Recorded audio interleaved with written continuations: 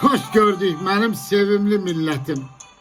Bugün sizlere ben Ulu Borçalı'nın şair oğlu, şair Serkan Bey Candarlı'nın baş keçidimin xeyriyyətçi kızı Bəsti xanım Mamedova'ya yazdığı şiiri paylaşıram benim əzlərim sizler için. Şair yazır ki, ad ağlar gözəli mətəl qoymusan. Qalmışam lap çaş başay Bəsti xanım. Tanrı pay mı verib səni beləcə, yaradıb necə xoşay Bəsti xanım.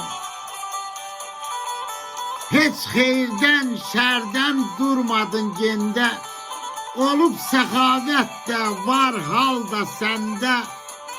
Bir yetim görəndə, yoxsul görəndə, olmadın bağrı daşay Bəsti xanım.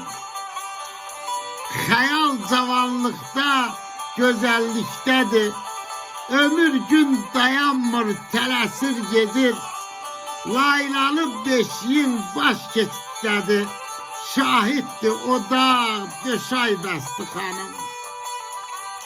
Candarlı, heyif ki az gətirmişəm. Yaxın dur, gəl isin, köz gətirmişəm. Sənin şad gününə söz gətirmişəm.